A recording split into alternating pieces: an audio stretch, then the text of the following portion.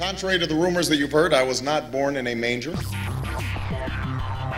I was actually born on Krypton and sent here to save the planet Earth. We cannot continue to rely only on our military in order to achieve the national security objectives that we've set. Everybody somewhere between the ages of 18 and 25 will serve 3 months of basic training. We've got to have a civilian national security force that's just as powerful, just as strong. Yes, we can. Obama's healthcare plan will include coverage of all essential medical services. Yes, we can. Obama is a cruel hoax. He works for Wall Street. He's an agent of finance capital. Where did you come up with the number $700 billion? Here's the Treasury spokeswoman's quote. It's not based on any particular data point. We just really wanted to come up with a really big number. To Democrats and Republicans who've opposed this plan, I say, step up to the plate. A few members were even told that there would be martial law in America if we voted no. Secretary Henry Paulson is no George Washington. I don't think anyone questions, Mr. Kashkari, that you're working hard. Our question is who you're working for. Obama pledged that he would resume the Security and Prosperity Partnership talks between Mexico and Canada that President Bush initiated. The old boss is starting to look a lot like the new boss. Robert Gates is going to remain on the job as Defense Secretary for at least a year. Plenty of sources knew about this meeting, told us and others that it was at Hillary Clinton's house, but clearly it wasn't. We've got to give them a stake in creating the kind of world order that I think all of us would like to see. We see you causing a depression so you can blow out the economy and consolidate it and bankrupt it. We know that you are enemies of free humanity, and we are here standing against your tyranny.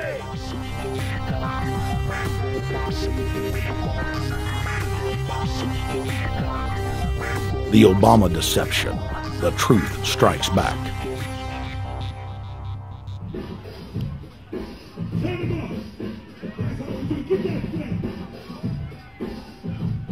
Barack is like the manager of Burger King. All presidents are, including Bush.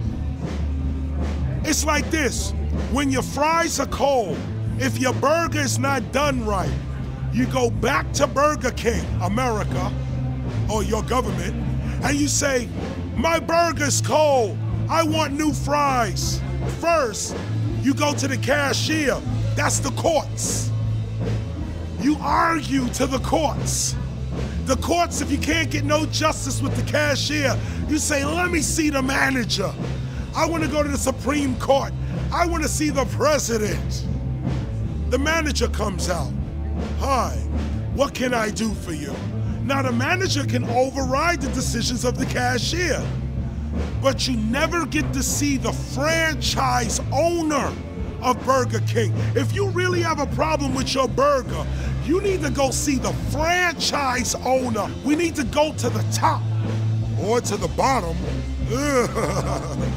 We need to go to where the real architecture of government is. And it's not in a president, it's in a global scheme. Politics in America today is identical to pro wrestling. And what I mean by that is, in front of the cameras and the public, we all hate each other. I'm going to kick my opponent's butt. I'm going to whale him from here to high water and beat the crap out of him. Yet behind the scenes, we all are friends going out to dinner. Went to dinner together. And it's all a work. All intermarried. Show business. It's showbiz. And that's what you have today in politics. The Democrats and Republicans aren't really opposed to each other. Left and right mean nothing. The only thing that counts is, are you working for Wall Street or you're trying to defend the people against the financiers?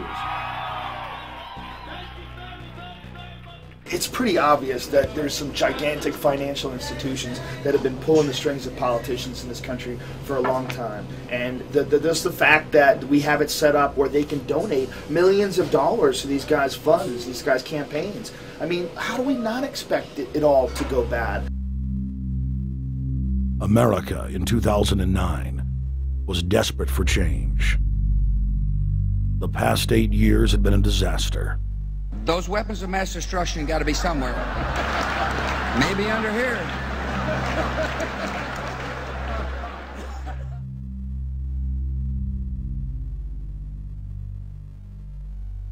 George W. Bush, who had claimed to be a conservative, had tripled the size of the federal government, shredded the Constitution, and destroyed the image of the United States worldwide. Nope, no weapons over there. Endless wars, over 1 million dead Iraqis, and more than 5,000 dead U.S. troops. The Patriot Act, warrantless domestic wiretapping and spying, the end of posse comitatus, the rise of the treasonous North American Union, a deepening recession sliding towards total economic collapse. These factors and other abuses had the American people in a state of panic for their future and the very existence of the United States. The elite were in trouble. The people were beginning to see through their facade, past their front man, and to the ruling elite behind the throne. For the first time in U.S. history, both parties were universally hated. Congress had a 9% approval rating. The globalist agenda had stalled. And then, onto the scene came a man who promised change. Change we could all believe in. Barack H. Obama promised to end the war and bring our troops home fast. He pledged to uphold the Constitution and to stop the federal government from spying on the American people. Candidate Obama told American workers that he was going to get them out of NAFTA and GATT, and he's already breaking those promises. In this film, we will prove that Obama says one thing and does another, and that he works for the very same elite interests that Bush served, the very interest engineering the financial collapse and formation of a dictatorial world government. This film is not about left or right. It is nonpartisan. Our past documentary films are among some of the most damning indictments of George W. Bush and his administration that have ever been made. If humanity has any hope of effecting real change for the better, it will not come from the Madison Avenue false reality makers who have cast Barack Obama as the savior of the world. To alter our course from tyranny to liberty, to defeat the corrupt elite, we must get past the puppets and confront the real power structure of the planet. Now we can see a new world coming into view. A world in which there is the very real prospect of a new world order. Webster Griffin Tarpley is an accomplished geopolitical analyst and historian. Among his scholarly works are the unauthorized biographies of George Herbert Walker Bush and Barack Hussein Obama. Since Bush the elder made his speech at the United Nations back in September of 1990 talking about the New World Order, I think I've become confused about what's actually going on in the world. The New World Order is a more palatable name for the Anglo-American world empire. It's the planetary domination of London, New York, Washington over the rest of the world. It's hard to get people to join that or think they have a part in it if you call it the Anglo-American world empire. If you call it the New World Order, then people in India or someplace like that or the European Union might think, well, there's something in that for us too. But that's not what it is. It's the Anglo-American New World Order. It's really the old world order. It's the British Empire morphing into the American Empire. The U.S.-British world empire is what you're going to get. Combines of powerful men have always battled with each other over the levers of power. Gerald Celente is recognized as one of the world's foremost trends forecasters and is the founder of the Trends Research Institute. People that are knowledgeable know that the fight that this country has been waging since its inception is for the central bankers not to take over the country. And that's why people like Andrew Jackson were elected. And that's why people revere people like Thomas Jefferson and others.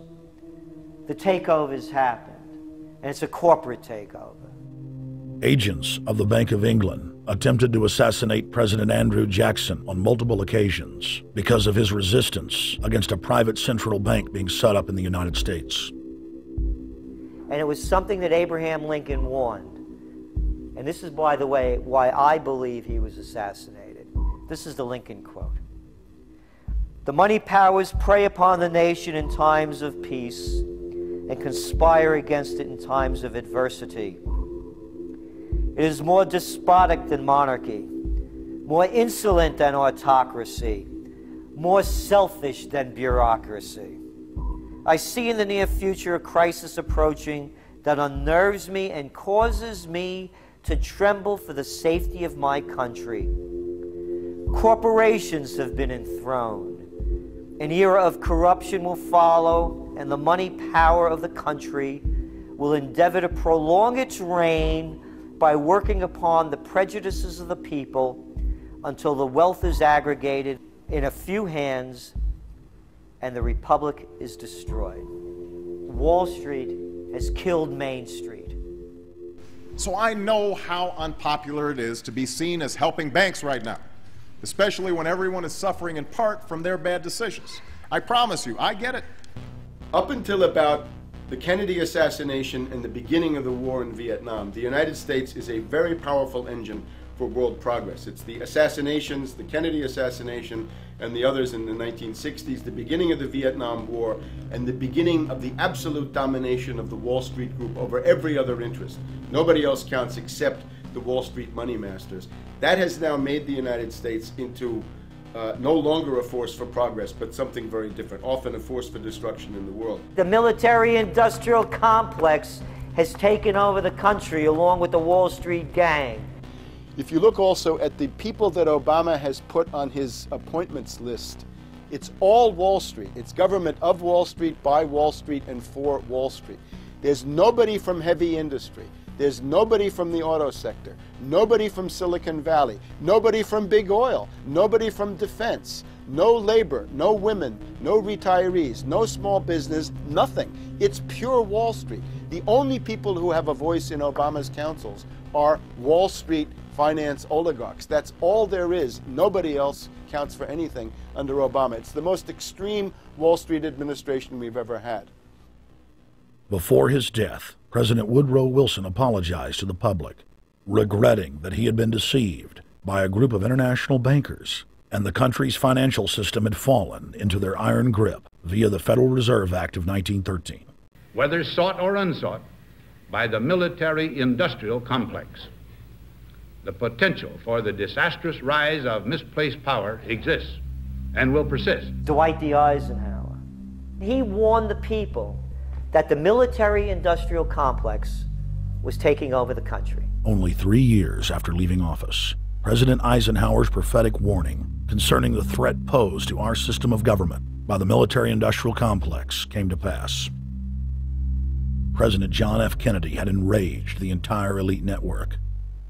Now, Kennedy was brought in as somebody who was expected to be a puppet. It was thought that his pro-Nazi father, Joseph P. Kennedy, the bootlegger, the speculator, would guarantee that Kennedy would be obedient to the establishment.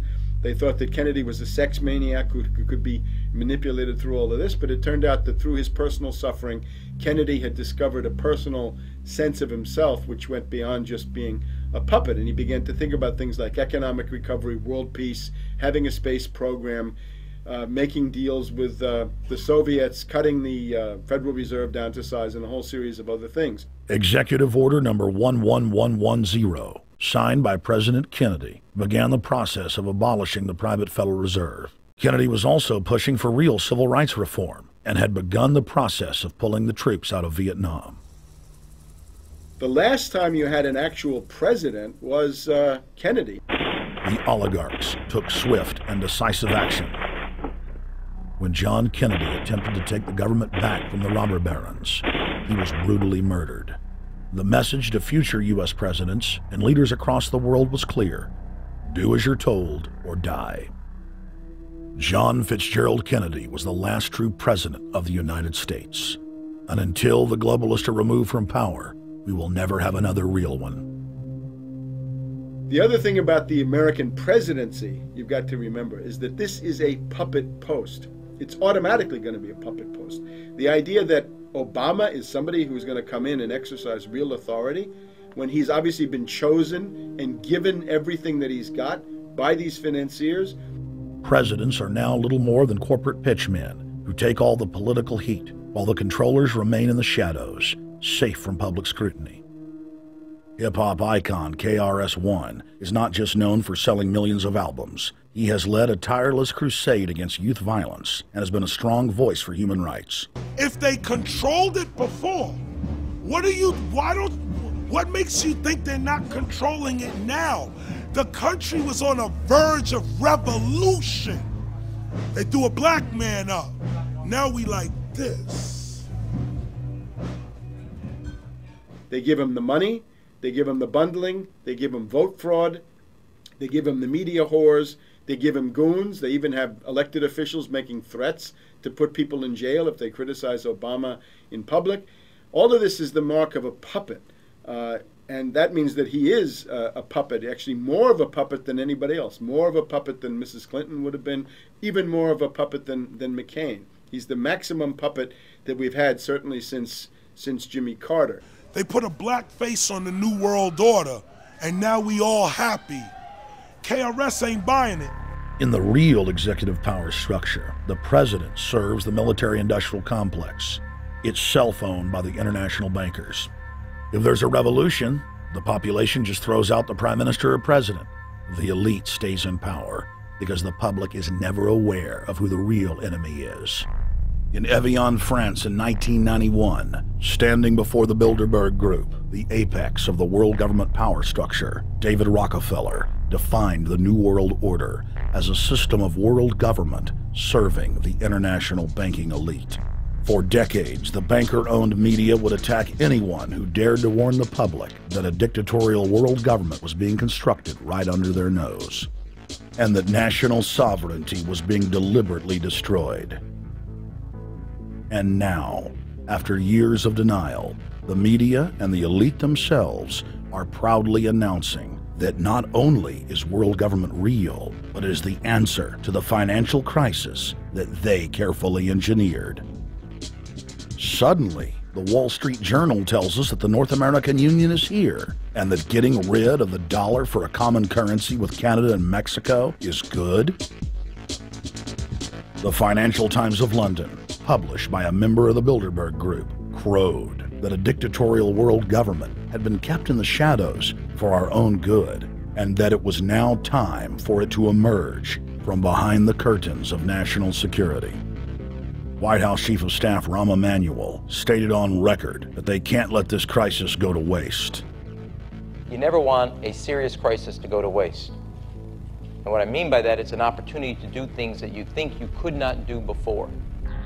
And Henry Kissinger, who gave Barack Obama his first job out of college, told national television that the economic collapse was a great opportunity to bring in the New World Order. He went on to say that Barack Obama was the perfect person to sell it to the world. But he can give a new impetus to American foreign policy, partly because the reception of him is so extraordinary around the world. I think his task will be to develop an overall strategy for America in this period when really a new world order can be created. It's a great opportunity. It isn't just a crisis. In June of 2006, our team traveled to Ottawa, Canada, to gather intelligence on the shadow government's agenda for the coming years. I think that's the Queen. Investigative journalist and best-selling author Daniel Estulin had been tracking the Bilderberg Group for more than 16 years. His moles inside Bilderberg informed him that the elite were planning to first run the price of gas up to $150 a barrel, unimaginable in 2006. He also reported that after suckering the middle class back into the stock market, the group was going to implode the subprime mortgage market and destroy public confidence. Well, one of the things that we're getting from this afternoon's conference, this morning conference was about the energy crisis, the price of oil. The afternoon conference, which started about 4 o'clock, 4:30, they were talking about one of the American delegates, I wasn't told who exactly it was talking about the the concern that the American citizens have had with the housing prices going down, so they're not investing that money. So what they needed to do is they needed to create the illusion that everything is going well. So what they're going to do over the next year and a half is to bring the market back up to 1998, 1999 levels. They're going to get all the suckers to invest whatever little money they have left over, and that's when they're going to make the economy bottom drop out. They need to destroy the economy because as we're running out of oil, when people don't travel, at least that's what they're saying, when people don't travel, when people don't have money, they don't travel, they don't spend any money, which means you don't waste a lot of oil and natural gas. That's the afternoon's So how does conversation. this source, I mean, just ballpark, I mean, so you have this source, is it? Well, actually, there are two people who are members of the Bilderberg Club. It's actual members that are They're members of the Bilderberg Club who for years and years and years have been going and participating in all the conversations, and they've always been dead on, always. And last year they said the oil prices are going to go up to 150. At the time it was 39, went up to 76, basically doubled. If it doubles again, it's going to be back to where these people If they attack Iran, it will at 150. Year after year, Estelin and other reporters like Jim Tucker are able to report on future events with stunning accuracy, all because they know the agenda of the Bilderberg Group. The Bilderberg Group sits at the top of the world power structure. 125 of the richest and most influential individuals on the globe make up its membership. From Istanbul, Turkey to Chantilly, Virginia, we have tracked the elusive Bilderberg Group.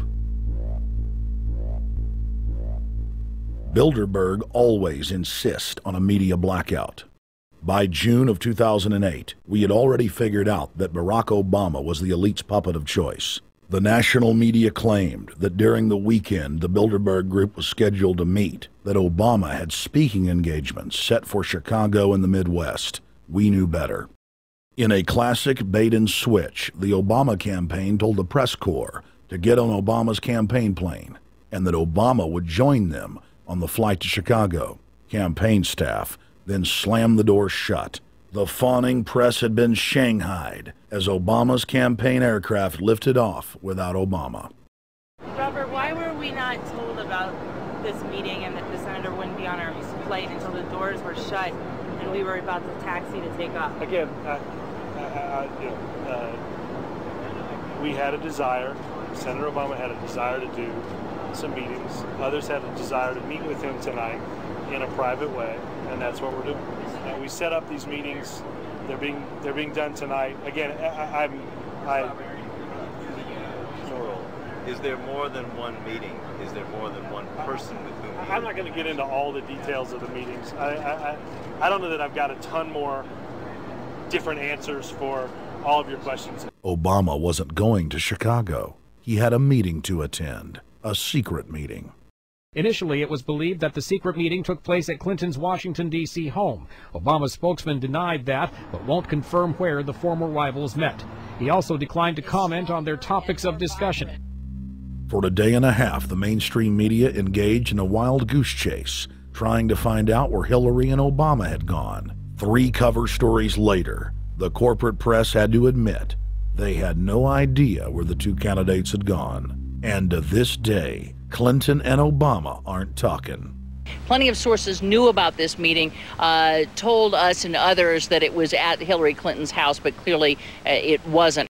In 2008, the trail led us to the Westfields Marriott Hotel, right outside Washington, D.C.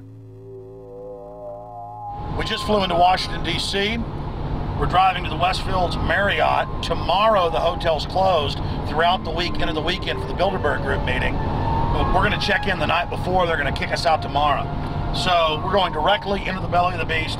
The hotel will be filled with at least 5 spy agencies: CIA, Defense Intelligence, Mossad, European Union security. We checked into the Westfields Marriott 48 hours before hotel guests were scheduled to be thrown out ahead of the annual meeting. The building was nestled in the heart of the military-industrial complex, with the National Reconnaissance Office and Raytheon just a stone's throw away.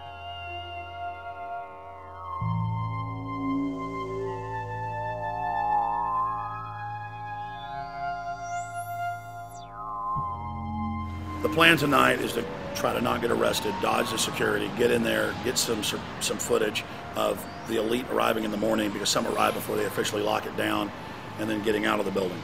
That's our plan. I'm also going to be getting a call by a international syndicated radio show, Coast to Coast AM with George Norrie, and all week he's getting briefings from me every night about things as they develop.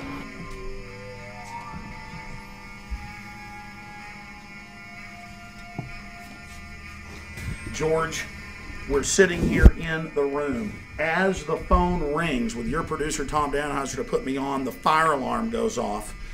So everybody is exiting the building. I know this is a setup. They timed it exactly when this happened. Open the door. I want them to hear the fire alarm. Open the door. I want people to hear this live to the 16 million people listening.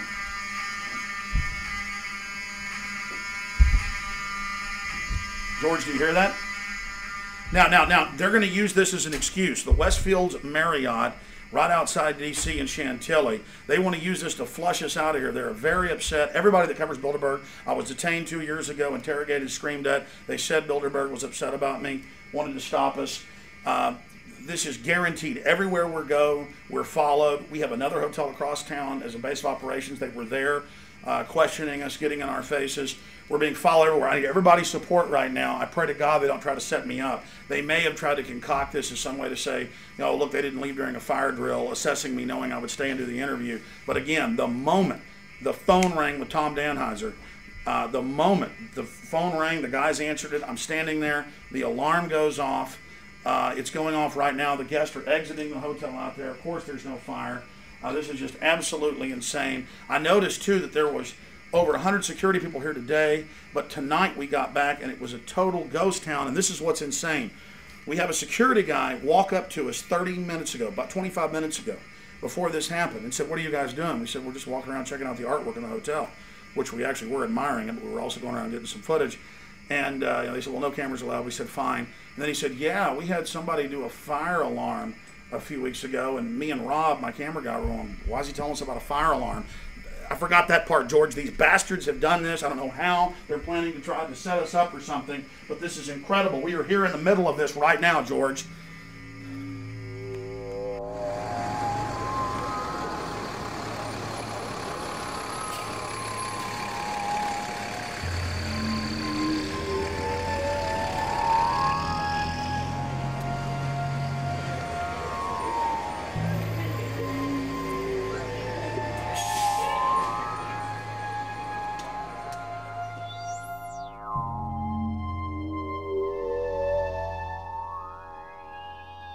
Stay there. Keep it locked.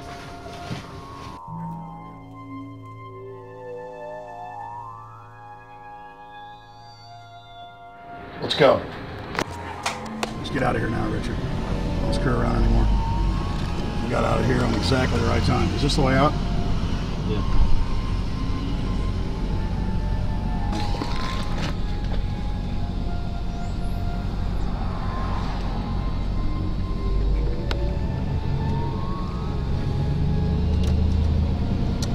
Car right behind us.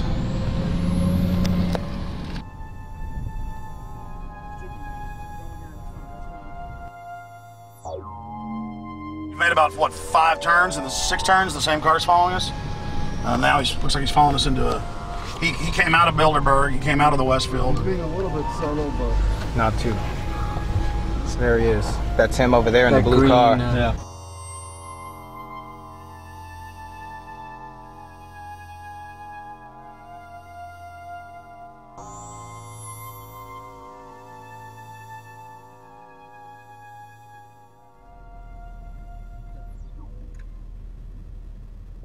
We're headed back to the Marriott here in Chantilly, Virginia, the scene of Bilderberg 2008. We successfully infiltrated the last day and a half inside, got out with some great stuff.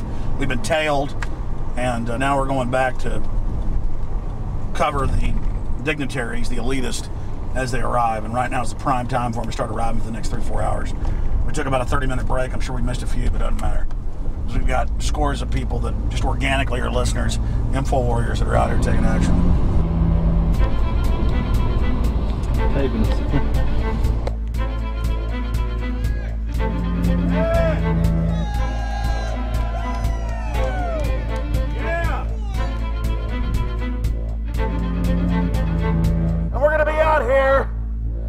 next 3 days, while you try to chart the future of our destiny, we're taking our destiny back. You're not our gods or our masters. We witnessed at least 7 convoys of armed Secret Service entering the Westfield's Marriott, and internal sources confirmed that both candidates did attend at least one meeting inside the conference. While the Bilderberg Group was 100% successful in 2008 at keeping their name out of the mainstream media, they did not fare as well when it came to the exploding independent press. During the entire 2-day event, anti-New World Order protesters and alternative media encircled the hotel. You are being exposed everywhere! From David Rockefeller, from John Edwards, from Bill Clinton. Your game of secrecy is over! You're gonna play game at the close, you piece of trash! This is Bernanke, man! Bernanke, you're going down!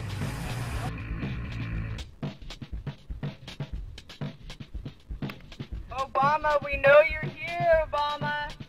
You cleared your schedule for the next 3 days. We know you're in Virginia. Arch criminals! New World Order scum! We are not your slave scum!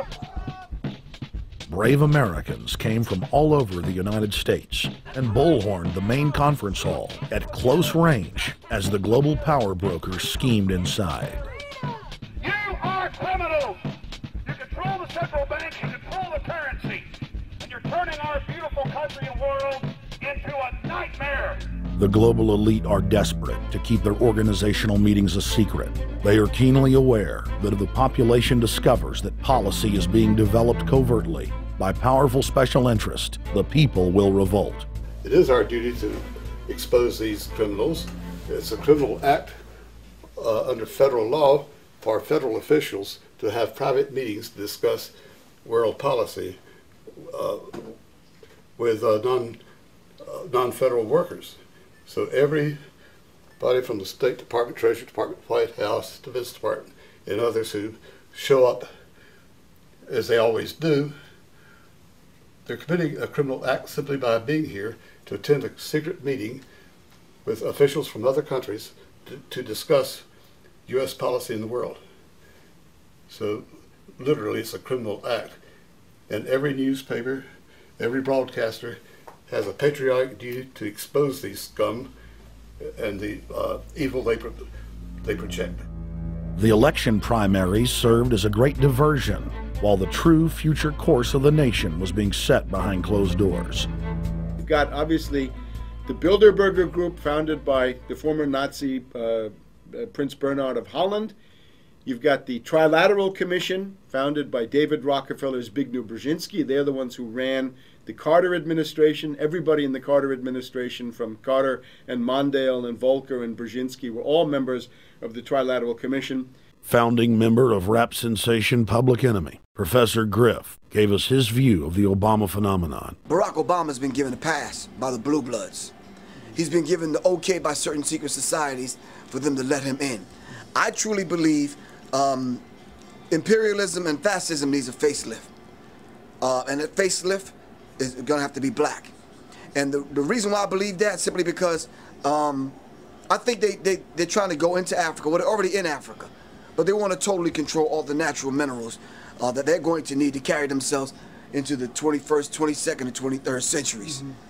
You follow me? So I think they have to go through a phase of galvanizing the masses of dark-skinned people that truly believe that change needs to come, but the change that they're talking about is not necessarily change for the better as far as the masses of the people. It's probably a better change for them. It's not going to change for us, the little man on the totem pole. And no one looks at the agenda. Long as he positions himself right, have the right tie on, have the right smile, repeats the slogans over and over and drives it home, the average American is just going to swallow it hook, line, and sinker. And we don't even know what the agenda is. Writing in his 1964 book, With No Apologies, Senator Barry Goldwater said, The Trilateral Commission is intended to be the vehicle for multinational consolidation of the commercial and banking interest by seizing control of the political government of the United States. The Trilateral Commission represents a skillful, coordinated effort to seize control and consolidate the four centers of power: political, monetary, intellectual, and ecclesiastical. What the Trilateral Commission intends is to create a worldwide economic power superior to the political governments of the nation-states involved. As managers and creators of the system, they will rule the future. Bilderberg issues executive decisions and prime directives to its subdirectorates for implementation. The Trilateral Commission takes the Bilderberg Group agenda and executes it through regional roundtable groups throughout Europe, Asia, and the Americas. The Council on Foreign Relations serves as the managing roundtable group in the United States sector. The Council on Foreign Relations has dominated every administration since the days of FDR. The way in which they make policy and rule is that they are a polycentric oligarchical system. You have to be a finance oligarch. Remember, this is not a society ruled by generals, not by priests, not by bureaucrats, not by demagogues, none of those, but by bankers. Bankers rule, and the bankers set up these institutions. They set up things modeled on the Royal Institute for International Affairs, Chatham House, and the Milner Round Table of the period right after the Boer War, so even before World War I. You had the British setting up these round tables, institutes with publications and conferences, and this is how they make policy. Upon Obama's inauguration, members of the Bilderberg Group, Trilateral Commission, and CFR flooded into every position of power in the executive branch, replacing Trilateral Commission and CFR members who previously filled the positions during the Bush administration. When you look at the U.S. ruling class, you'd have to say that they're a really pathetic bunch of failures and bunglers. They are a miserable excuse for a ruling class, and that's one of the big problems we have. Is you go from Clinton to Bush to Obama. What stays the same is the ruling elite that gives these puppets the orders that they act on. And these orders are wrong-headed, let's say the least. They're basically bankrupt. They're going to lead to the collapse of this civilization. What they're doing is using the existence of the United States as a formerly powerful nation-state to act out their Wall Street fantasies of world domination and maintaining their capital structures and maintaining their system of looting. And this can't be done.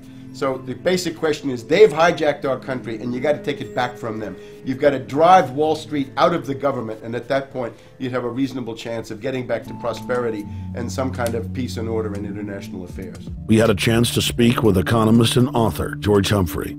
They have created a power elite, and we're not talking about the millionaire down the street. You can't even be a member of their club unless you're a multi-billionaire.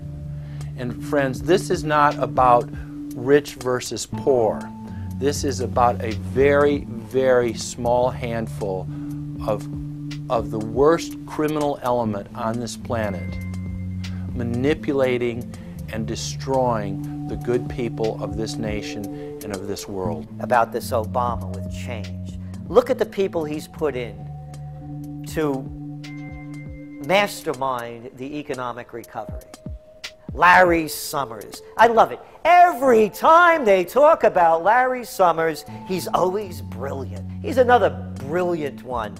He's the one that helped dismantle the Glass-Steagall Act, the banking act that was put in place in the 1930s, so the banks couldn't become the banksters that they become. In the 1990s, you had the beginning of the derivatives bubble, thanks to people like Alan Greenspan, Rubin, Summers, a lot of the people who are now back in the Obama administration. And the derivatives, I think, are the centerpiece of this entire problem today. These are the same people, Geithner from the Treasury Department. Could you imagine that? Now we have the U.S. Treasury Secretary, who also is a Robert Rubin protege of the Larry Summers group, that dismantled Glass-Steagall and broke apart the regulations that would have prohibited the banks and brokerages from becoming these criminals. He was the former president of the New York Federal Reserve. And now he's our Treasury Secretary? And as we all know, the Federal Reserve is as federal as Federal Express. It's a private bank. And now we've put this guy in charge of it? I mean, Wall Street has hijacked Washington in broad daylight. Every single one of his appointments support the status quo. Every one of his appointments are there to screw the American people. Every single one of his appointments are people who are working to bring down the Republic and the Constitution of this country. Secretary of the Treasury, Timothy Geithner, Bilderberg Group and Trilateral Commission member. Secretary of State Hillary Clinton is a Bilderberg and CFR member. She is also married to Trilateral Commission member William Jefferson Clinton. Ambassador to the United Nations Susan Rice, Trilateral Commission. National Security Advisor General James L. Jones, Bilderberg, Trilateral Commission, and CFR. Deputy National Security Advisor Thomas Donnellan, Trilateral Commission, CFR. Special State Department Envoy Henry Kissinger, Bilderberg Group, Trilateral Commission, and CFR. Chairman, Economic Recovery Committee, Paul Volcker, Bilderberg Group, Trilateral Commission, Council on Foreign Relations. The Director of National Intelligence, Admiral Dennis C. Blair, Bilderberg Group, Trilateral Commission, CFR. Secretary of Defense Robert Gates, Bilderberg Group, Trilateral Commission, CFR. Deputy Secretary of State James Steinberg, Bilderberg Group, Trilateral Commission, CFR. State Department Special Envoy Richard Haas, Bilderberg Group, Trilateral Commission, and President of the CFR. Obama Presidential Advisor Alan Greenspan, Bilderberg Group, Trilateral Commission, CFR. State Department Special Envoy Richard C. Holbrooke, Bilderberg, Trilateral, CFR. And the list goes on and on. Even if Barack Obama were the most wonderful person in the world, he was groomed and brought to power by the global elite to carry out their agenda. Humanity must look past Obama and realize that presidents come and go, but the shadow government and their program of global enslavement continues. How could people be so stupid and gullible to believe a bunch of political people? So people who voted for Obama were trying to express, I think, first of all, something worthwhile. The hatred for Bush, Cheney, the neocons, the desire to punish the Republicans for their adventures, their police state, and their economic depression. The second question was on the economy. People felt that Bush was selling them down the river into a world depression. He is, of course, the new Herbert Hoover in that regard, so they were trying to get something different from that. The tragedy, of course, is, and this is really why Obama was groomed and prepared over a period of almost 30 years now, that Obama is there to frustrate and to deceive all of those hopes. Obama is a cruel hoax. He's a bogus sham. He's an absolute denial of everything that you'd expect from an American president. It is very disturbing to see well-meaning people falling for high-tech propaganda over and over again. It happened after 9/11. The American people en masse were swept into a mob psychology, irrationally throwing their common sense to the wind and doing whatever the administration told them to. The general public eventually caught on to the fact that George W. Bush was a deceitful thug and that the economy was in free fall. In the midst of it all, Barack Obama was there, speaking out against the abuse of the people at the hands of the establishment. With the election of Barack Obama, the world rejoiced that the United States was no longer in the hands of madmen. But unfortunately for humanity, this was another vicious fraud. I want to like the guy. He speaks gently, he's intelligent, he seems to be a man of peace. He is just as charismatic as they come. But you know what? Is that a tree is really, really measured by the quality of its fruit. And when you kind of put away all the flowery words, when you put away all the rhetoric, when you put away all the rock and roll music, what he does is what's important for the people of this country, starting with the truth. Obama is notoriously a liar. He promised that he would get out of Iraq, I think within 16 months at some point.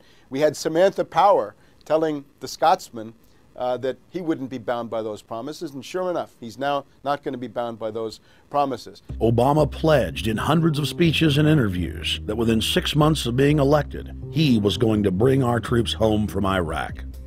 But after he was inaugurated, the story changed. Now he said that they would look at bringing some of the troops home in 16 months. 2 weeks later, his story had changed again.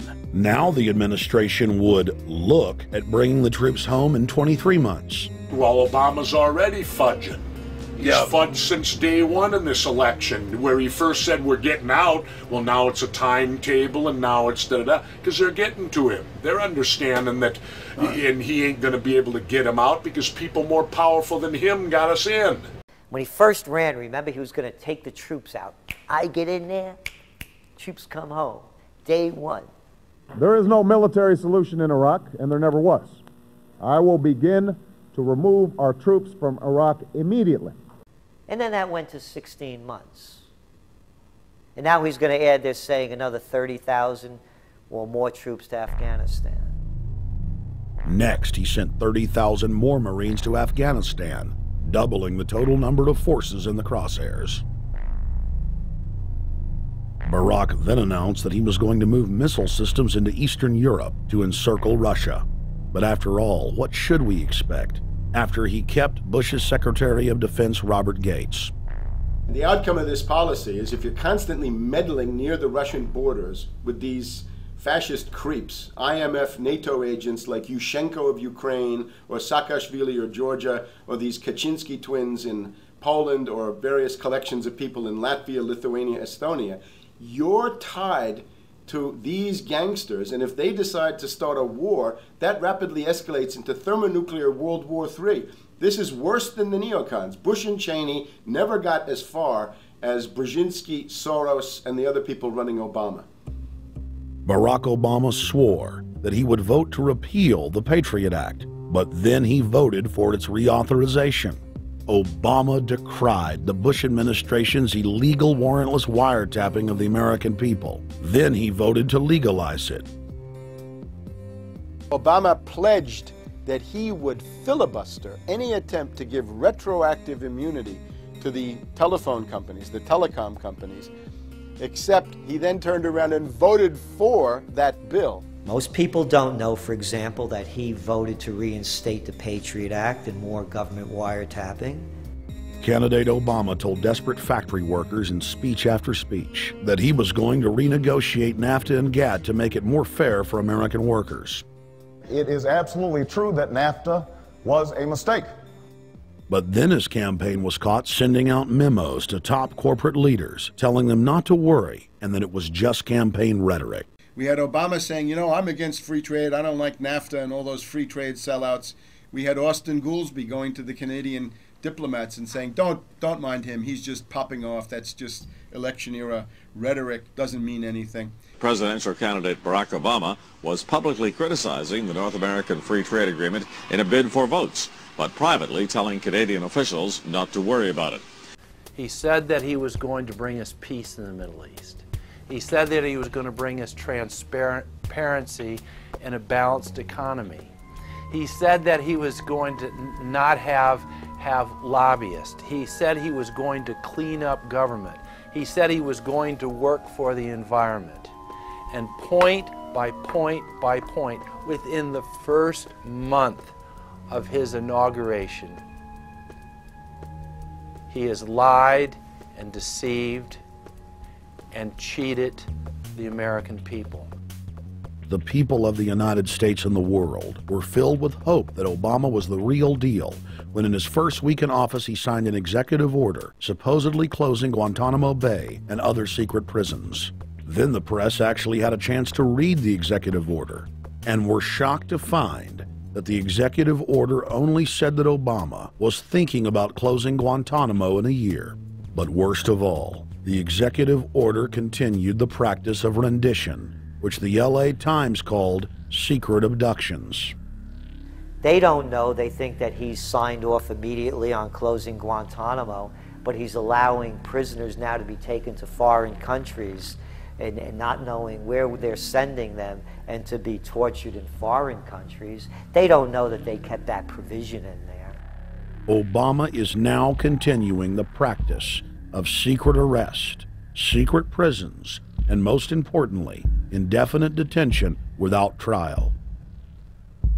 When a British High Court said that it was preparing to release secret British and U.S. torture orders that prove that the Bush administration was ordering personnel to systematically abuse detainees, Barack Obama threatened to cut off all U.S. intelligence ties to England. To add insult to injury, he stated that the program was important to national security, not only endorsing Bush's crimes, but continuing them. Obama voted for a reinstatement of the Patriot Act. And by his early deeds already, again, as we saw with the issues of retention, he's willing to send people that have been charged with nothing to be tortured to so-called get the truth out of them. If the makers of this film attempted to cover all of Obama's lies, this documentary would never be released because there are new ones every day. So in the interest of time, we're going to cover one more big one. Barack and his handlers made the cornerstone of his campaign, keeping lobbyists and donors out of his administration. Within hours of being elected, Obama did a 180 and filled the White House and federal government with lobbyists and donors at all levels. Obama picked William Lynn, the top lobbyist for Raytheon, to fill the number 2 position at the Department of Defense. Timothy Geithner, former president of the private Federal Reserve Bank of New York, was picked by Obama to be Secretary of the Treasury. Geithner promptly crammed the Treasury Department full of lobbyists, like his chief of staff, Mark Patterson, formerly the top lobbyist at Goldman Sachs. Obama appointed top lobbyist to the Saudi royal family, George Mitchell, as the lead Middle Eastern envoy. Obama appointed the king of Wall Street lobbyists, Leon Panetta, to head up the CIA. Obama tapped Tom Daschle, top lobbyist for healthcare firms, to run the Department of Health and Human Services, and the list goes on and on. Then, 3 weeks into his administration, Obama launched a new lie, more outrageous than the previous. With Academy Award-level conviction, he said that he was upset about the banker bailout, which his own chief of staff, Rahm Emanuel, another former Wall Street executive, had engineered. Obama said that he had signed an executive order capping the CEO's salaries of those who had taken the bailout money. There was just 2 problems. All the major banks and brokerage firms were exempt, and the new order only dealt with any future bailouts. And those were to be on the honor system. What gets people upset, and rightfully so, are executives being rewarded for failure. AIG, Bank of America, and Citigroup, which have received billions in bailout money, don't fall under this plan. Only banks negotiating future agreements with the government will be restricted. But this appears to be built on an honor system, and White House Press Secretary Robert Gibbs had a hard time explaining how enforcement would work. Well, let me get, I will get clarification from Treasury on that. Generally speaking, this is already the biggest liar and the biggest disappointment that we've seen in recent history. And again, qualitatively beyond the rather low standards set by Bush the Elder and Clinton in terms of delivering on promises. Bottom line, Obama is a fantastic actor and an even better liar. His track record is clear. He has done the opposite of everything he told the people he would do. They'll make up one lie after another. And if you believe these people, knock yourself out. I don't believe a word they say. Within 1 month of the passage of the first banker bailout bill, the press reported that over $5 trillion had just disappeared out of the U.S. Treasury. By December, the amount of money that had been stolen had reached $8.5 trillion. The leadership of both political parties circled the wagons and would not discuss where the money had gone. In the bed! Informed Americans protested the private Federal Reserve System at all 38 of their regional governorship offices. Arrest Bernanke and Paulson! Arrest all the criminals that stole the banker bailout money! It was refreshing to see people standing up against the real power structure, not being distracted by the elite's frontmen like George W. Bush and Barack Obama. We traveled to Dallas, Texas to cover We the People taking on the real enemy. Hey, I want to talk to the workers up there on the parapet. The ones smoking cigarettes and just jump back. You're with the American people, we know that. But understand, ask the workers inside. You're not in a federal government building. You're in a private Federal Reserve that uses that name as a fraud. That'd be like if my first name was Federal Reserve Jones. I'm still not the federal government. I'm not a federal agency. But if I said my name was Federal Reserve, I could go out and pay off politicians and get them to allow me to get into power so I could issue the currency and credit, and then I could buy up the world. That's what these criminals have done. A lot of people think that the Federal Reserve is already part of the government. They're not.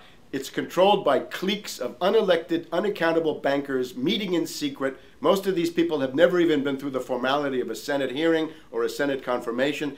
They claim that they're part of the U.S. government. They masquerade as if they were part of the U.S. government. But in reality, this is a purely private operation. Jackals, hyenas, raptors, all of them loyal, not to the American people, but to the Wall Street banks, which is where most of them come from. Everyone is pointing to Barack right now, President Obama, as saying, you got to get the economy together. You got to get the economy together. When in fact, the president has very little to do with the economy. It's the Federal Reserve Chairman that at least sets the policy. That's a privately owned company, the Federal Reserve Bank. They set the agenda. These guys are masquerading as a federal institution. They are a private banking consortium, and this is their front, their holding company. The Federal Reserve is not federal. It's a front for a private banking cartel. That's on record in congressional testimony, and they're the ones orchestrating the economic collapse we're seeing right now, so that's why we're here. While at the In the Fed rally outside the Federal Reserve Bank in Dallas, Texas, we spoke with Ron Paul's brother, Wayne Paul. 1913, the Federal Reserve Act was passed, floor of the House, where 3 members of Congress were on the floor. At that time, they only needed a majority of votes to pass it. So in 1913, the Federal Reserve Act was passed. 20 years later, 1933, under Roosevelt, the United States was declared bankrupt. And in 1933, the Federal Reserve Private Bank says, okay, USA, what are you going to pledge as collateral on the debt you owe me? What happened by 1936? Does anybody know? We instituted Social Security system, and you and I and our children and our children's children were pledged as collateral on the debt of our government to the Federal Reserve. And that's where we're at today. It took 20 years to make this country bankrupt, and since then, our government has operated under emergency powers of our government. It is not the president that makes the decision in this country.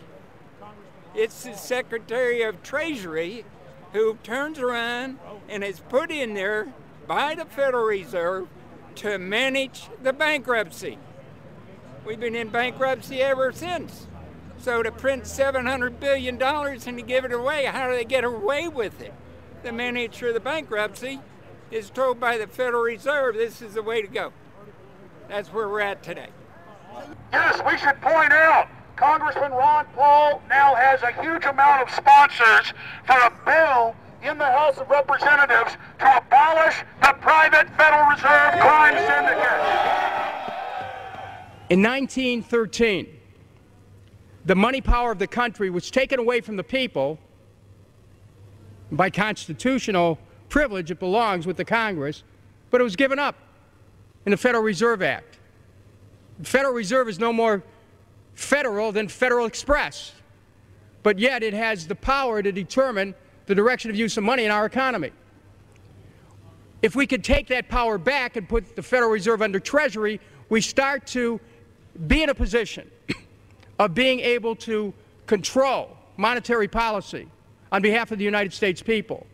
The Federal Reserve is totally private, and Alan Greenspan 2 weeks ago on PBS on Lair NewsHour said on record that they are above the law, the Congress, the President, everyone.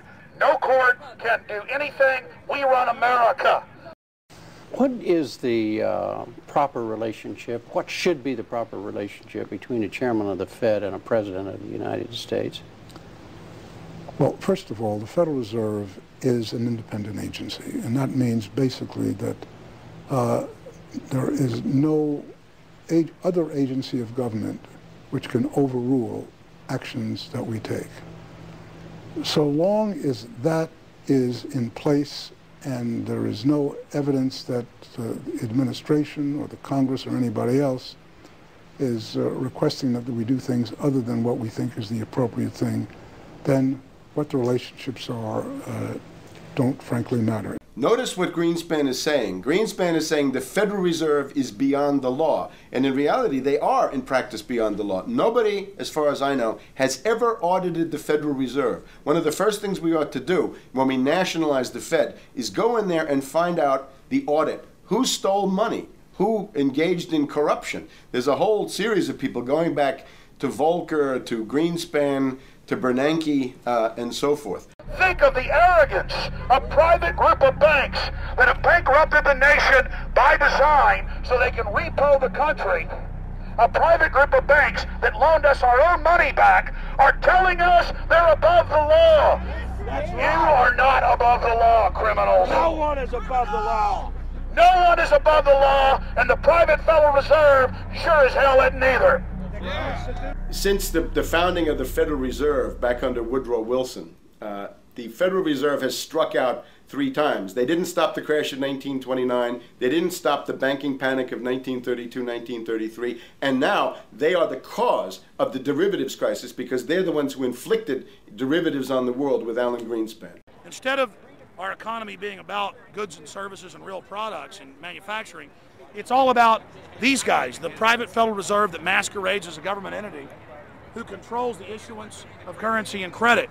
They're the ones that have cut off the liquidity in the market. They told us have a debt-based economy. Then they cut it off once they get us under their thumb and implode the economy so they can consolidate it. And that's what they're doing right now. I mean, it's in their own documents, it's in their own statements. They claim, give us unlimited power, give us trillions of dollars of the banker bailout bill that's already $5 trillion, not $850 billion as they say. And we'll get the economy going, but they're hoarding the money and buying up other banks that aren't part of the Federal Reserve, buying up insurance companies, buying up roads, infrastructures, media empires, defense contractors.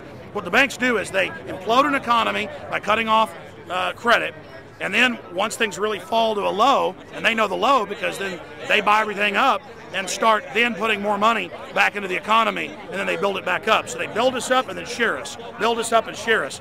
And they're getting ready. All over the world, they're always shearing some country, imploding it. Comes out in their own IMF and World Bank documents. That's just the foreign arm of the same cartel. And these are the people who claim to be the saviors of the economy, the people who have created every important crisis in the past 100 years, the Federal Reserve. So it's illegal, it's unconstitutional, and it's a failure. And I think the failure is what everybody can see right now.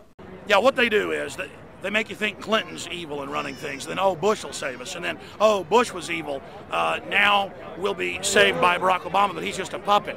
But as we get deeper into this phase, when they implode the economy, they have all the money and all the control. But they also like to pose as the savior.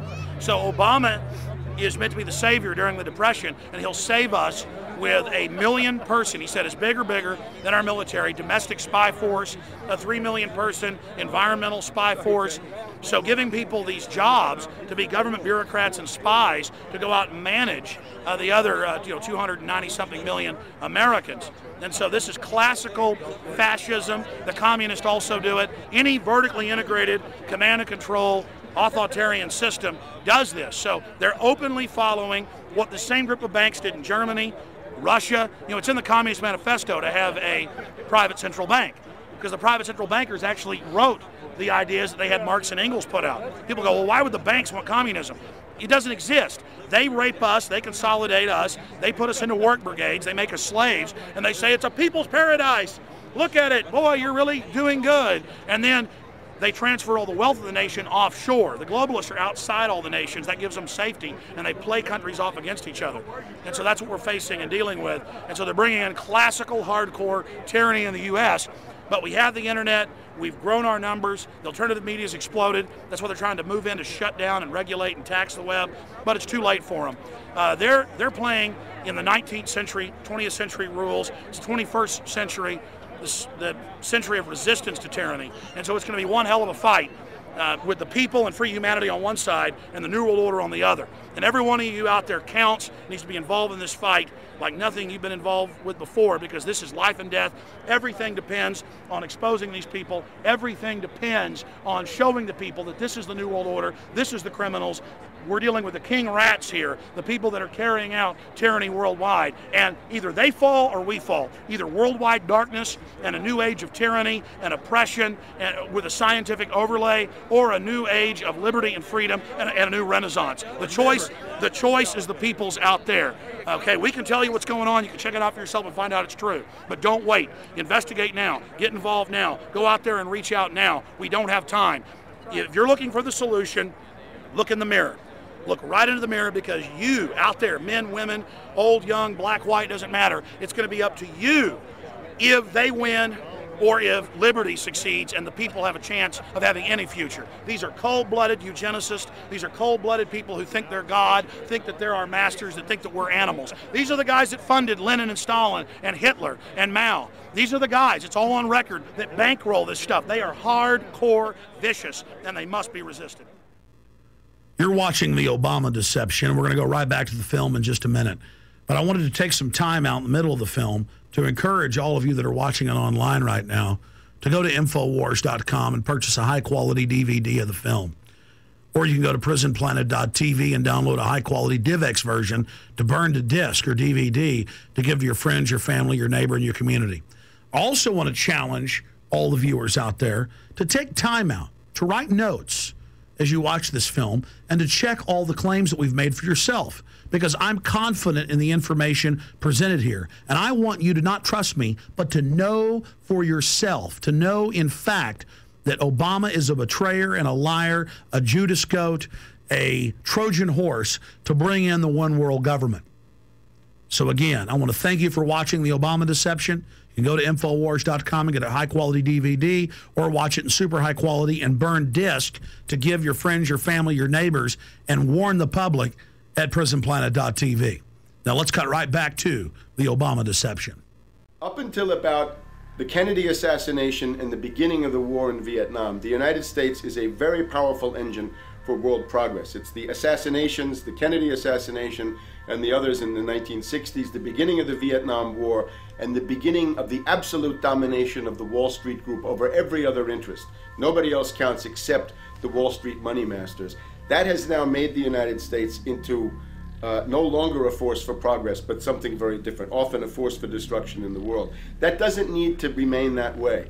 The interest of the American people is to fight to take your government back from Wall Street and make the United States a force for progress in the world, which we easily could do if we could just break the power of the people behind Obama. The main banks of Europe, which were started by Adam Weishaupt and Rothschild, the Banque Nationale de Paris, the Bank of England, the Bank of Italy, have all financed the messianic and war leaders of the last 200 years. Napoleon, Lenin, Stalin. They backed Adolf Hitler. They backed Franklin Delano Roosevelt. And they are backing right now Barack Obama. The banking cartel had established a beachhead in 1913 through the Federal Reserve Act. In 1947, they set up a parallel shadow government through the National Security Act. From 47 on, the national security state began the long process of absorbing federal and state bureaucracies, while at the same time undermining the constitutional power of Congress and dominating the executive branch.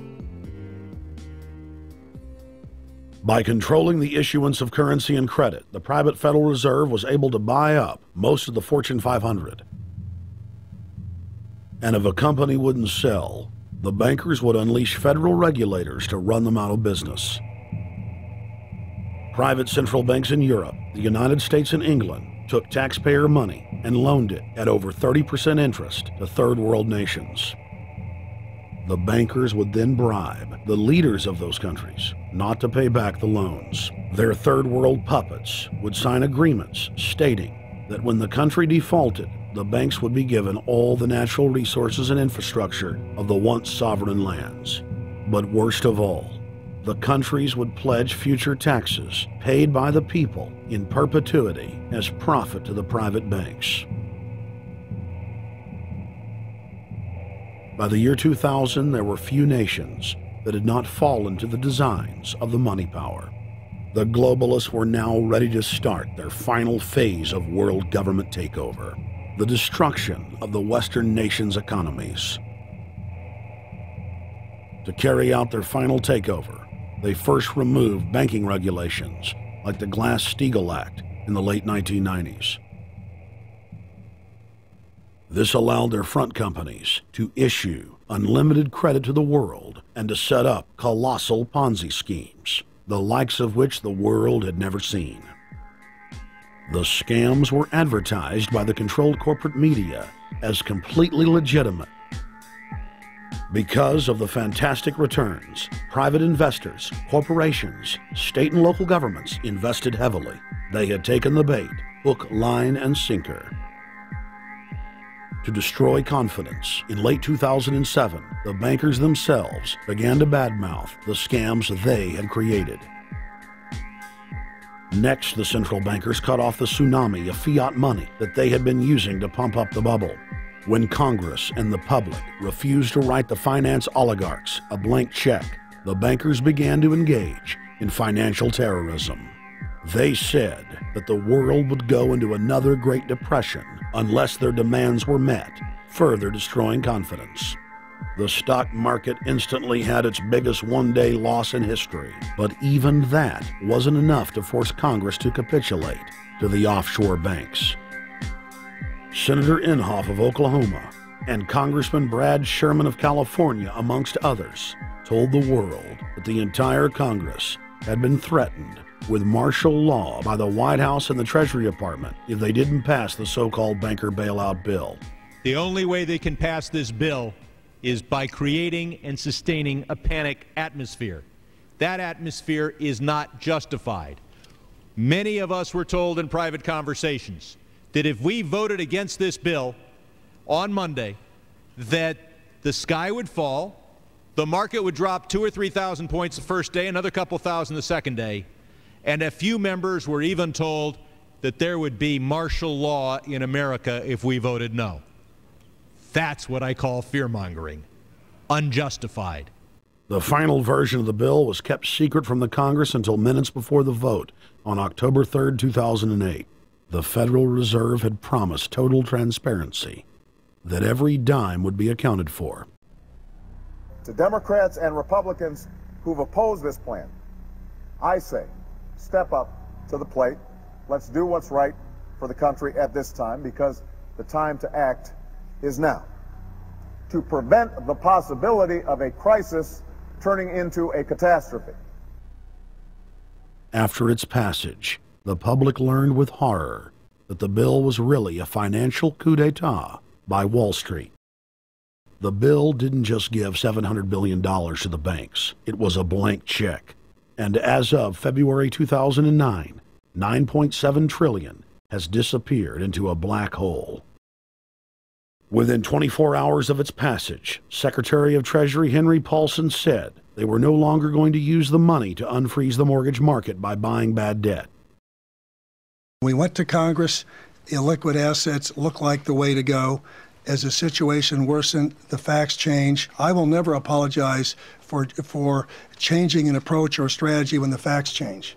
Paulson has, in the meantime, admitted that the subprime mortgage crisis is not the cause, really, of the breakdown of the entire world banking system and the bankruptcy of most of the banks in London and in in Wall Street. He said, oh, we're going to buy up toxic assets, but we're not going to worry about subprime mortgages. What he's talking about is derivatives. Derivatives are the center of the crisis. He went on to say that where the money was going was a secret. I believe that banking institutions are more dangerous to our liberties than standing armies. If the American people ever allow private banks to control the issuance of their currency, first by inflation, then by deflation, the banks and corporations that will grow up around the banks will deprive the people of all property until their children wake up homeless on the continent their fathers conquered. The issuing power should be taken from the banks and restored to the people, to whom it properly belongs. Thomas Jefferson, 3rd President of the United States.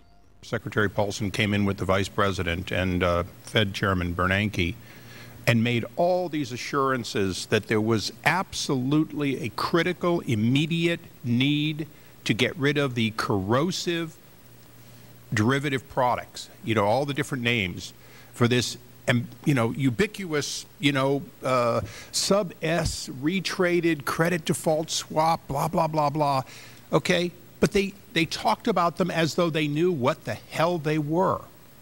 You got the money and you immediately said, what items, what auction? Now, the Treasury just basically cut that out of the bill. And what we have here is a situation where banks are hoarding the money that they're getting from the TARP. They're using the money to purchase other banks. And all of a sudden, the Treasury sent a signal to the banks, forget about it.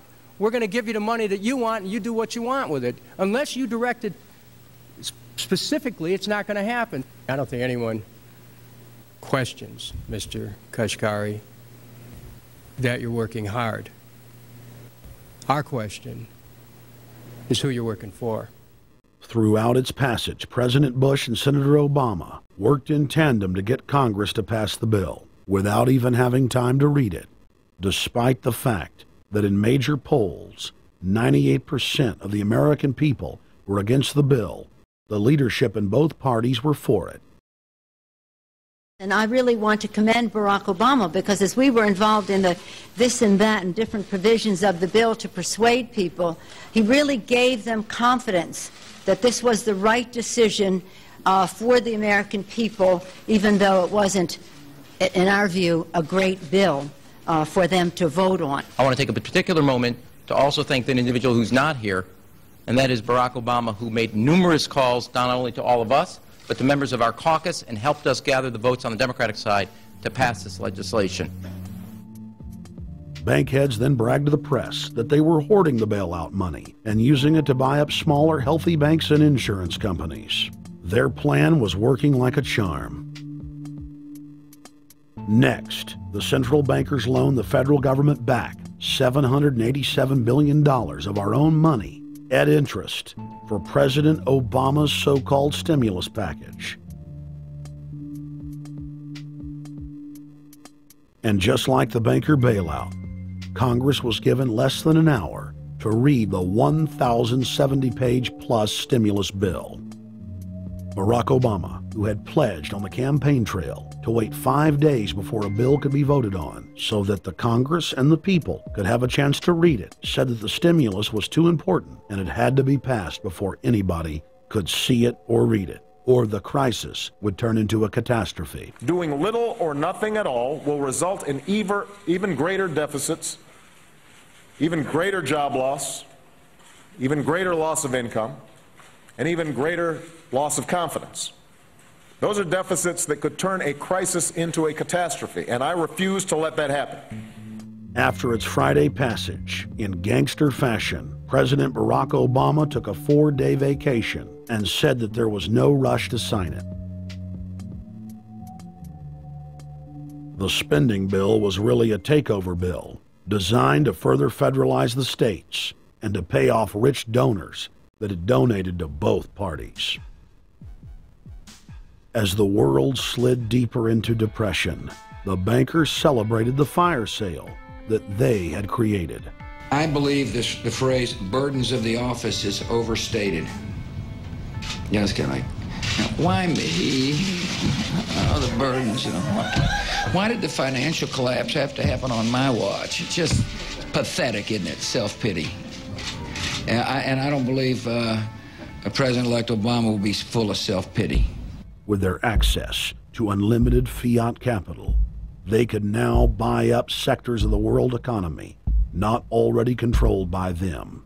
For over a century, the Anglo-American establishment had worked to bring the world system to this point. Artificially engineered global bankruptcy. In an address before the Trilateral Commission in June of 1991, David Rockefeller laid out the elite's ultimate goal. The supranational sovereignty of an intellectual elite and world bankers is surely preferable to the national autodetermination practiced in the last centuries. Now that the bankers were holding the world hostage, they issued their ultimatum. The only solution to restart the global economy would be to set up a planetary government ruled by a new Bank of the World, a Bank of the World owned and controlled by them. Suddenly, hundreds of prominent publications announced the solution, the people's only salvation. Time magazine, in an article titled "The New World Order," said that the new super bank would control the world's currencies and set interest rates, and that the new bank would, quote, knock the heads of bad countries like the United States.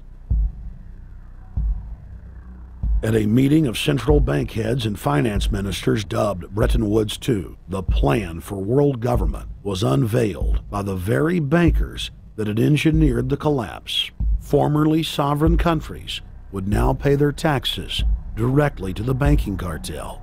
Hundreds of new carbon taxes, controlling every facet of human activity, would only be the beginning.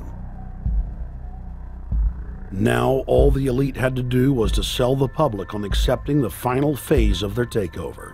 And it's Obama's job to sucker the public into standing down so the bankers' agenda can move forward unhindered. Never before in U.S. history has the media gotten behind a president like they are behind Obama. The press has pulled out all the stops, bestowing a crown of infallibility upon Obama as the savior of the people. The elite are betting everything they've got on Obama's charisma and hoping that he can sell the world on their program of tyranny. Yes, there have been differences between America and Europe. No doubt there will be differences in the future.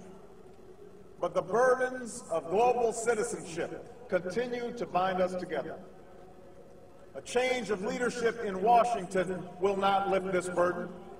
In this new century, Americans and Europeans alike will be required to do more, not less. Partnership and cooperation among nations is not a choice. It is the only way. We've got to give them a stake in creating the kind of world order that I think all of us would like to see. In truth, Obama is not simply continuing George W. Bush's policies. He is radically expanding them. I thank President Bush for his service to our nation. This film has documented the painful fact that Barack Obama's agenda is the complete opposite of what he has claimed it to be. Now we will reveal what Barack Obama and his controllers' true agenda is. Number one, bring the United States under the complete regulatory control of a private offshore superbank known as the Bank of the World. More than 100 new taxes are now being developed under the umbrella of curbing greenhouse gases. The new taxes will be paid directly to the private bank consortium. At the producer level, taxes will be paid on farm animals' flatulence. At the consumer level, there will be carbon taxes on all forms of meat, beef, poultry, pork, and fish. All cars will be fitted with satellite tracking boxes that will tax driving by the mile. And an added tax will be placed on all fossil fuels, including motor oil and natural gas. All plastic products will have a carbon tax added. Outdoor space heaters and fireplaces are to be taxed. All electricity produced by coal-powered plants will be taxed. Under the cap-and-trade system, citizens will be forced to pay taxes on thousands of products to private cap-and-trade services owned by Al Gore and other elitists. There will be taxes on light bulbs, water, trash pickup, air travel, train travel, bus, ship, medicine, steel production, mining, clothing, laundry, asphalt are just a few of the new taxes to be levied. But to truly transform our economy, to protect our security and save our planet from the ravages of climate change, we need to ultimately make clean, renewable energy the profitable kind of energy. So I ask this Congress to send me legislation that places a market-based cap on carbon pollution and drives the production of more renewable energy in America. That's what we need. The notion of anthropogenic global warming is a fraud. In other words, the idea that the planet is getting warmer and that human activity is somehow responsible is a pseudo-scientific fraud. It's a big lie. It's a monstrosity. Remember the Nazis, they had race science, race hygiene. They said Aryan blood is different from any other kind of blood. This was, of course, idiocy, a fantastic piece of nonsense. Today, we've got something similar. Global warming caused by human activity, and the answer to that is carbon tax plus cap and trade, according to the wishes of Al Gore, Prince Charles, and basically the entire world banking community, the world oligarchy. What they're trying to do with that is to perpetuate the current system where bankers rule the world, financiers rule the world, and the rest of us get the crumbs from the table. But remember, if you try to put on cap and trade and a global warming carbon tax with the idea that you're going to save the polar bears, what you're going to do is destroy human society. You're going to cause genocide on a massive scale. The deaths will be measured in the hundreds of millions and indeed in the billions. Just the idea of global warming means that there'll be no development for Africa, no development for the poorer parts of Southeast Asia, and no world economic recovery of any kind ever in our entire lifetime. So it's important to expose and fight the pseudo-scientific fraud of global warming. One more point about this. You don't need a climatologist to know that this stuff is a fraud. I'm a historian. I can tell you, in the last 1,000 years, we had a period of very warm temperatures called the medieval warm period, where all kinds of grapes and semi-tropical stuff was growing very far into the northern hemisphere. That was about 1100, 1200. It happened to correspond with an all-time maximum of sunspots. Right now, we can say that we're going into another maximum period where there'll be some warming, but we're well within the limits of the medieval warm period. About 1600 to 1650, there was an ice age in northern Europe. The North Sea was filled with ice. The German and Dutch ports and the English ports were filled with ice. That corresponds to an all-time minimum of sunspot activity, the Spörer minimum and the Maunder minimum. So this has largely got to do with solar activity. We can see that other planets, not just the Earth, are warming slightly as a result of increased solar activity. But we're well within the minimum. So what the oligarchs claim to be an open and shut scientific case is a piece of pseudo-scientific nonsense, and it should be rejected.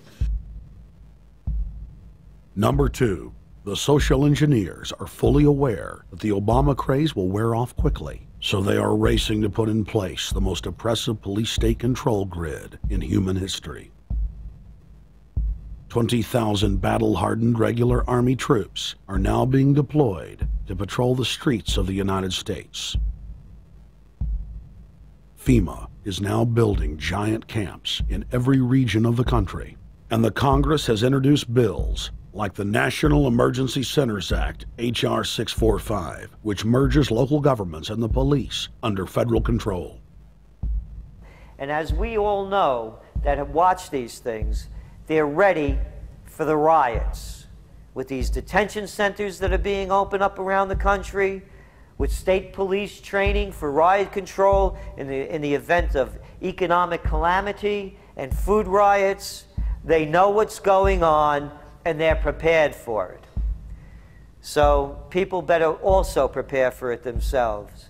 Anyone that's not prepared for what's going to happen, they deserve what they get, because there's enough information out there pointing to the problems, and they should take all precautionary actions. Next, Obama ordered the Defense Department to issue DoD Directive 1404.10, establishing a 1 million person civilian army under his control. Simultaneously, Obama launched usaservice.org. The new website deceptively masquerades as a federal agency, but in reality is a recruiting tool building a separate, completely private army outside of government that takes orders directly from Obama's controllers. Barack Obama has refused to rescind Presidential Decision Directive 51, signed by George W. Bush. The directive plainly states the president is a dictator and that Congress is ceremonial. We cannot continue to rely only on our military in order to achieve the national security objectives that we've set. We've got to have a civilian national security force that's just as powerful, just as strong, just as well funded. President Obama and his Chief of Staff, Rahm Emanuel, have repeatedly stated on the record that all Americans below the age of 64 will be forcibly conscripted into federal service. Citizenship is not an entitlement program. It comes with responsibilities. Everybody somewhere between the ages of 18 and 25 will serve 3 months of basic training and understanding in a kind of civil defense. Now, it doesn't always have to be service in uniform. One of the things that if you talk to our generals, they are desperate for is a civilian counterpart to our military forces. So is this compulsory then? Well, you have to, in a sense, it's a required of everybody, 18 to 25, 3 months, and at some point at that point you do it. Obviously, I'm not going to say perfect legislation. We'll work that process through. You could do it during a college summer, or you could do it after high school. If you have a demagogue with a fanatical mass movement of personality cultists who is imposing the program of a group of extreme bankers and finance oligarchs, that's fascism. Obama's transition site, change.gov, proclaimed that middle school and high school students will be forced to serve the federal government. Fascism is gutter up, streets up, hooligans, thugs, fervently idealistic students, swarming adolescents, just the kind of thing you see around Obama. The way you get a population to enslave itself when the police and the army are no longer enough to do that. So I think that's if you're a left liberal, it's time to open your eyes to that. All young Americans between the ages of 18 and 24 will be conscripted into a paramilitary domestic security force. If Obama has his way, adults and seniors will also be forced into other forms of service for the betterment of the homeland. Number 3, disarming the American people. Obama operatives in the Congress have introduced more than 10 bills that would end the Second Amendment as we know it. H.R. 1022 would allow the new Attorney General Eric Holder the dictatorial power to ban any gun he wishes at will. In 2008, before the Supreme Court, in the D.C. gun ban case, District of Columbia versus Heller, Holder argued for the complete disarmament of the American people and that only the military should own firearms. H.R. 257 would ban all youth shooting sports, including YMCA and Youth Olympic shooting clubs. H.R. 45 would force all gun owners to undergo federal psychological screening, registration, and testing to keep their firearms. White House Chief of Staff Rahm Emanuel has proposed the extrajudicial banning of any American on the fraudulent no-fly list from owning any firearm. That is, if you are on the no-fly list because you are known as maybe a possible terrorist, you cannot buy a handgun in America. Over 25,000 Americans are added each month to the no-fly list, which numbers over 1 million people who have not been charged or convicted of any crime. It's a case of mistaken identity for a 5-year-old boy from Normandy Park. He had trouble boarding a plane because someone with his same name is wanted by the federal government. King 5's Mimi Jung is live at SeaTac Airport to explain. Mimi. Lori, it's hard to believe that a 5-year-old could be considered a threat, but that's exactly what happened here at SeaTac last week when Matthew Gardner showed up for a flight to LAX. Then they fly on charter. As 5-year-olds go, Matthew Gardner is about as harmless as you can get. But when he and his mom checked in for their flight at SeaTac last week, Matthew was considered the criminal. If you're on that no-fly list, your access to the right to bear arms is canceled because you're not part of the American family. You don't deserve that right. There is no right for you if you're on that terrorist list. And even though this Matthew Gardner is only in kindergarten, TSA workers still conducted a full-blown search. They searched all of our belongings. They took everything apart piece by piece. Nadia Counter says it wasn't easy being treated as a possible threat to national security. I picked up my child to give him a hug and tell him, it's okay, we're doing fine. And they reported to me that I was not allowed to touch him. He was a security risk, and they had to re-search me to make sure that I had not obtained any materials from him. Number 4, massive restrictions on the First Amendment guarantee of free speech. The President, Congress, and the FCC have announced plans to not only curtail speech on talk radio and newspapers, but to also regulate speech on the internet through the Orwellian-named Fairness Doctrine. The Obama machine is also pressuring Congress to pass draconian hate speech laws that will eviscerate the First Amendment. Number 5, they plan to further federalize health care so that the government can dictate what kind of care citizens receive. Modeled after the British system, this includes rationing care and restricting what procedures the handicapped and elderly are eligible for. Number 6, Obama is already pushing to expand the Department of Defense budget and to station more U.S. troops overseas to encircle Russia, China, Iran, as well as setting up bases in Africa under the pretext of humanitarian aid, and dominate and occupy Africa through AFRICOM. So we're taking your phone call, seeing what you think of Barack H. Obama. Is he a Judas goat? Is he a front man? Is he a betrayer? Let's go to Anthony in Georgia. Anthony, what's your take on Barack Obama? They put the face of Barack Obama as part of their public relations because it's like in the old folk tales about vampires.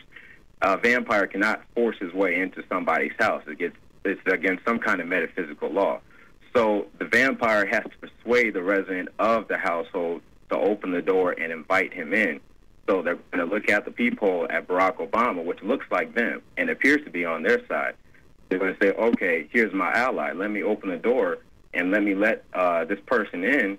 And then Barack Obama is just, of course, a front man for the American empire, where he's going to have the entire U.S. Navy, the entire U.S. Army, and the entire U.S. Marines under AFRICOM command. And, of course, he's going to turn it into a new Iraq, and he's going to turn it into a new Afghanistan. Every operation that you see going on in Iraq and Afghanistan is going to propagate to the poor countries of Africa. And well, sir, I agree with you. They're looking to the people. They see a handsome, smiling African face. He's all, hey, I'm from Kenya. And then it's a total bait and switch. But it's the same thing here in the United States where they would get sellout Native American chiefs to sell out their people. This is the oldest trick in the book. And he can also pacify the most downtrodden minority groups in the United States. And he's saying, hey, get ready for sacrifice. Get ready to lose your standard of living. They're like, yay, I love Obama. They could never get away with this with a John McCain. Obama basically does a couple of things. One is, again, this idea, kick the Chinese out of Africa. Kick them out of Sudan where they get oil. Kick them out of Zimbabwe where they get raw materials. Start a civil war in Congo, another big source of raw materials. Al-Qaeda, an arm of the U.S. intelligence community, is now active in Algeria, Tunisia, Morocco. You've got a destabilization going on in Kenya around Odinga. That's Obama's cousin. This is a guy who has two children. They're Obama's niece and, nephew in a broad sense.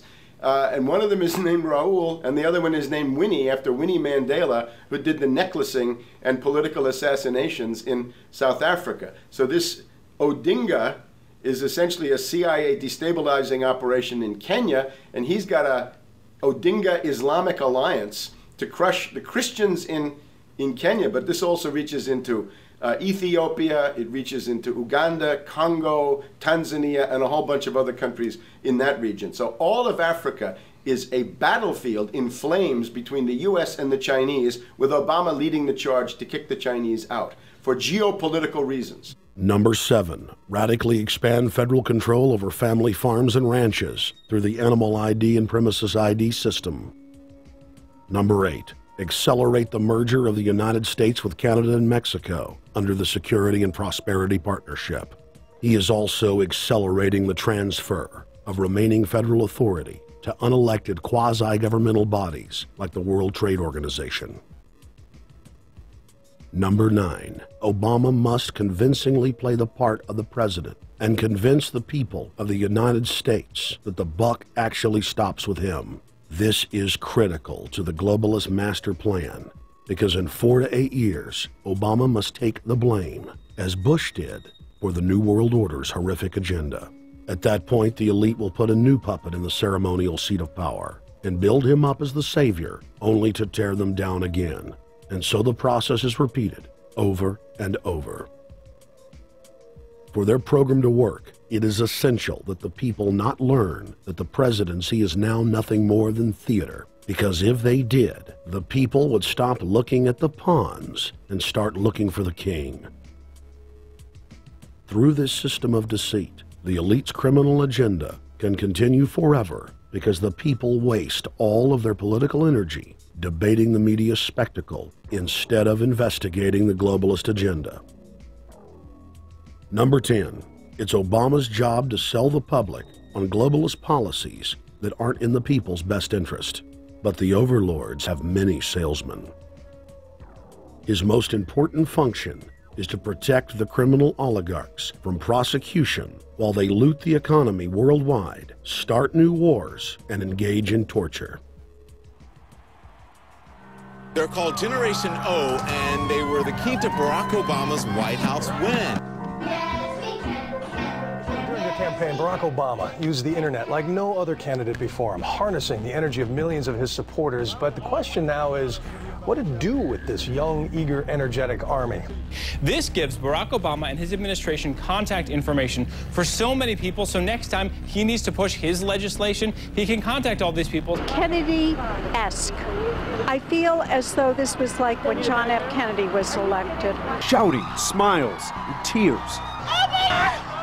This is the best day of my life! It was the scope of Obama's victory that was most impressive. I saw a photograph of Obama playing basketball. And I said, you know what? I see him as a leader, and that's the world that's in his hands. Own a piece of history, commemorating the day the world changed forever. His confident smile and kind eyes are an inspiration to us all. In summation, Barack Obama is a Madison Avenue created fad. All of the crazed Obama worship, being pushed by the corporate media, is scientifically designed to capture the public in a net of peer pressure mass euphoria. If the New World Order can just distract the public for a few more years, the elite can finish constructing their police state control grid. Now, a lot of times, we don't want to know the issue. Right. We don't want to know the issue. We feel, what do you call this thing where you get this false sense of gratification, but because a black man is in office, everything's going to be all right. No, everything's not going to be all right. Yeah. Until you look into the agenda and what the Democratic Party has been about, is about, and will be about, regardless if Barack Obama is the president or not. And that's real. Barack Obama is the perfect Trojan horse. He makes the people feel like they finally have a place at the table, even as he betrays them. I won't have to worry about paying my mortgage. Oh, it's such a blessing to see you, Mr. President. Thank you for taking time out of your day. Never in my life would think that this would ever happen. Sadly, many Obama supporters can't see what's right in front of their faces because they've already invested their very identity in this artificially created cult movement. Throughout history, it has happened over and over again. People turn their intellect over to cult of personality mass movements, and it's happening again. The evidence presented in this film is documented fact. And those that ignore what history has taught us do so at the peril of us all. As frightening as the information in this film is, there are many things we can do to stop the globalist agenda dead in its tracks. First, we expose the cult of Obama for what it is, a sad hoax. Next, realize that we are all being propagandized 24/7. Investigate all information for yourself, be it political parties, the media, or this film. Be aware of the tricks that the elite use, like the staging of false flag terror attacks and other crises. Rediscover the Constitution and Bill of Rights. Promote a culture of true liberty. There is a reason the internationalists are attempting to destroy the sovereignty of all 50 states. They know it is one of the biggest threats to their domination. The federal government has been completely hijacked by foreign interest, and more than 25 states have recognized this fact and are moving to block the New World Order at the state level by declaring their 10th Amendment powers. But most important of all, there is a huge awakening taking place in the United States and across the world against the globalist agenda. Free people everywhere are joining together and saying no to corruption and tyranny and no to world government. This is the center of endurance, and endurance is what wins wars. Not how many people you kill, but how long can you endure. George Washington lost almost every battle he had, but he endured. He out-endured the British, and that's how the battle was won, endurance.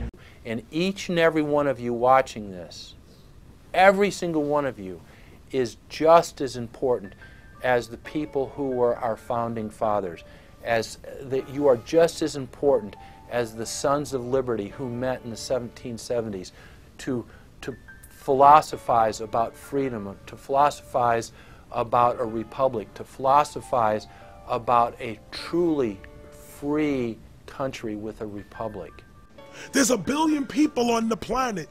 It only takes one to change it. Are you the one? There may be everybody in your classroom bugging out. Your whole school may be on fire with kids wilding, bringing guns in. But are you the one? Nature has a way of abundance. Nature puts out a lot of stuff looking for the one.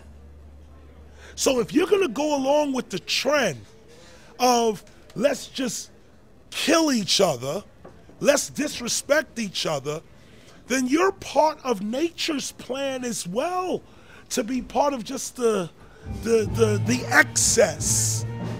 But if you think more of yourself than just being the excess, you'll do more for yourself. Are you the one? Everybody's not gonna make it,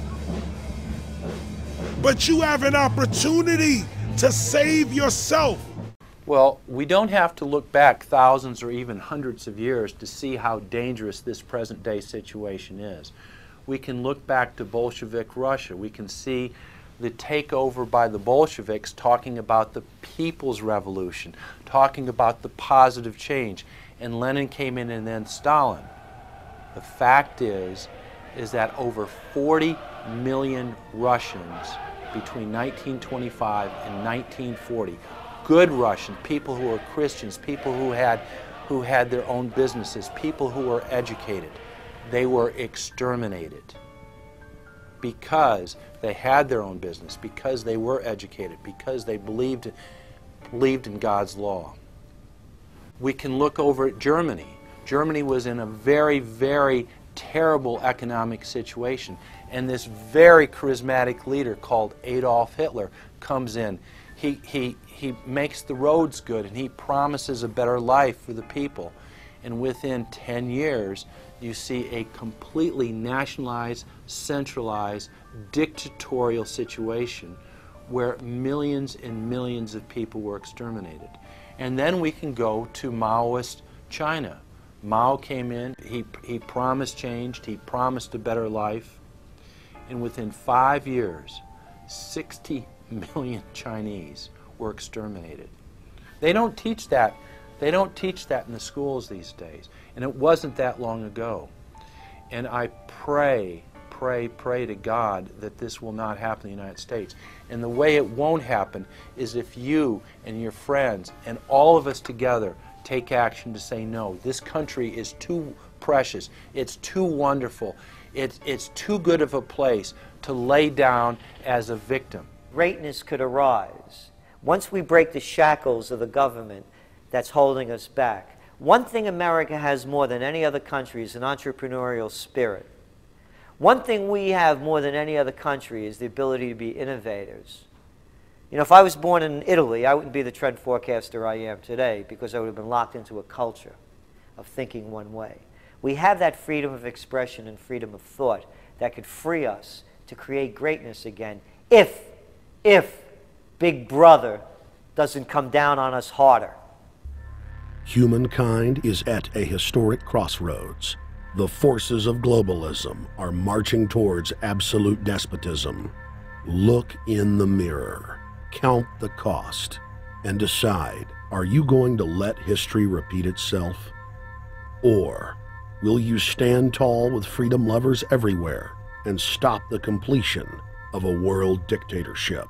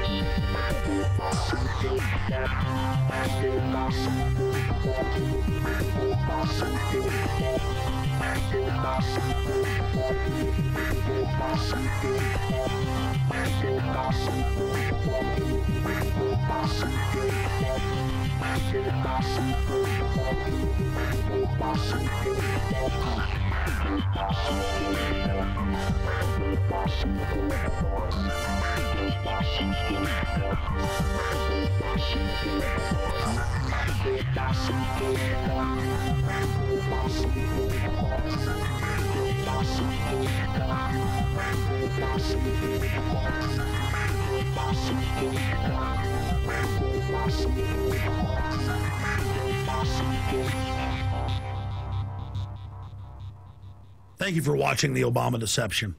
I want to challenge all of you out there who are shocked by this film to take time out to research the claims of this documentary so that you will discover that we've told you the truth and that, frankly, it's far worse than we could even present here in the limited time we had. And once you find out the claims in this film are true, I want to ask you to do the only thing you can do. Spread the word. Warn your friends and family, your neighbors, about this deception, about this betrayal. We have to warn the people that Barack Obama, despite his fancy teleprompters and his silver tongue, is nothing more than a New World Order frontman, a pitchman, selling you tyranny. Please get the high-quality DVD at Infowars.com. Make copies of it. Get it out to people. Wake them up. Let them know the threat. Let them know what the New World Order and the global banking system is doing. Download high-quality copies at prisonplanet.tv. Whatever you do, get the truth out to the people. Because as Thomas Jefferson said, all that evil men and tyrants need to flourish is that good men and women do nothing. So we cannot stand here idle while this treason is taking place, while this betrayal is unfolding. Thank you so much for watching The Obama Deception.